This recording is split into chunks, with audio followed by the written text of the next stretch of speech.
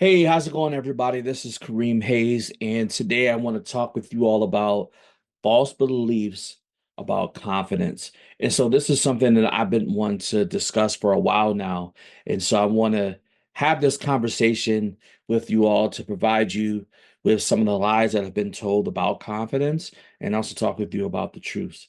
Because I think it's really, really important for us to dispel some of the myths that we have around confidence. So, let's go ahead and get started with that.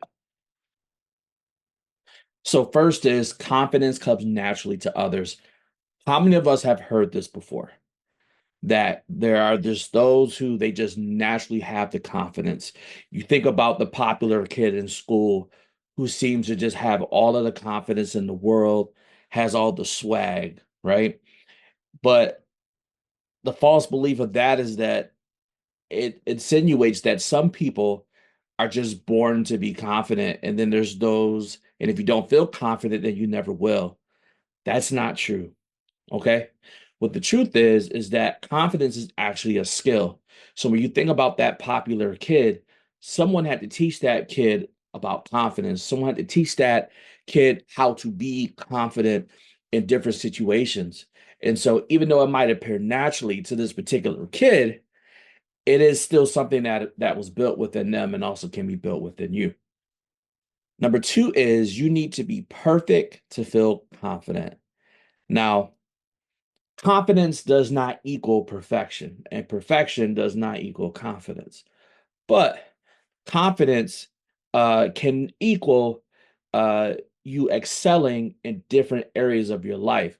So to be confident, you can excel. And how that looks a lot of times is, when I played football in high school and partly in college, one of the things that I realized is that, well, for one, I wasn't the tallest person out there. I wasn't even the fastest person out there. But one thing that I did have was confidence. And with that confidence, I was able to add that to skill, and putting those two things together was what made me, I would think, a pretty good player on the field. And so the false belief here is that confidence comes from being perfect or excelling in every area of life. We don't excel in every area of a life the same at the same amount, right? We can work towards that point, but the truth is that confidence really just stems from us accepting that we're just not going to be good at everything, and that is okay. That shouldn't kill our confidence, and knowing that we're not. So, like for example, for me, I am not good at arts and craft, and I am totally okay with that. And that does not kill my confidence at all. Because for me, I'm confident knowing that that is something that I am not strong at. Now, I'm sure if I wanted to work at it and I wanted to take the time, then I'm sure my confidence can be built in that area. Number three, confidence is all or nothing. So the false belief here is that you either have confidence or you don't, and there's no middle ground. So just as we said before with number one, is that confidence is something that you can grow into. Okay.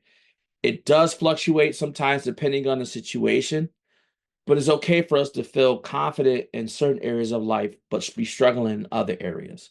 Okay, so like currently, I'm writing a dissertation, and I'm very confident that I can write this dissertation and be able to defend it. What I'm not most confident about as of yet is how am I going to shop this around to different universities where they would want to hire me so that I can be able to continue this research at the collegiate level. So confidence isn't an all or nothing thing.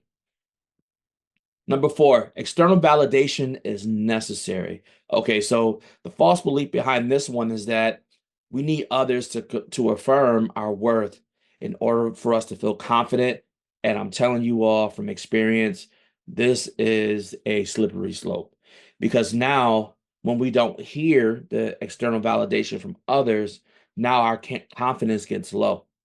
So it's very, very important for us to be able to encourage ourselves, for us to be able to say the good things to say the things that we're good at, to focus on the things that we're strong at.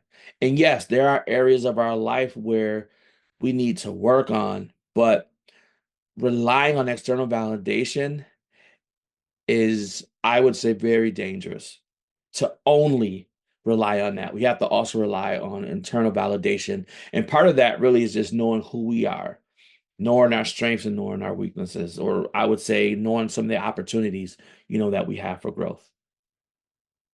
And number five, successful people never feel insecure.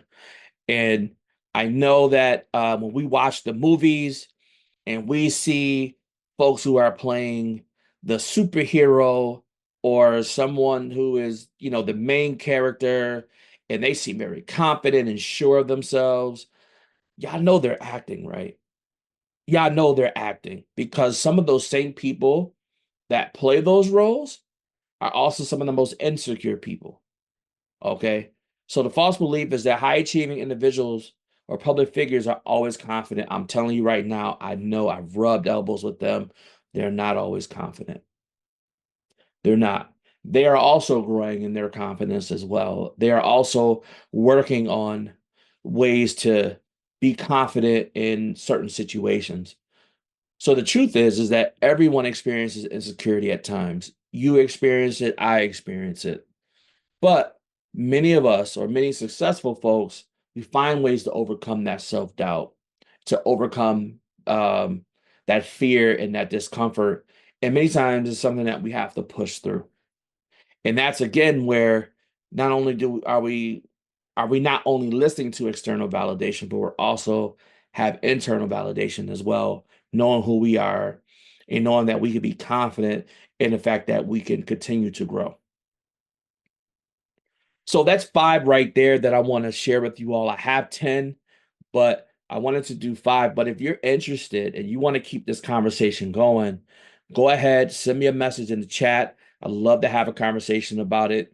Also, too, I have a coaching program for those who want to increase their confidence by learning more about their strengths and learning more about the opportunities for them to be able to get to a place where they can feel confident in going after a promotion. They can feel confident in being in a leadership role. They can feel confident, in building relationships and networking. And so I would love to have that conversation with you.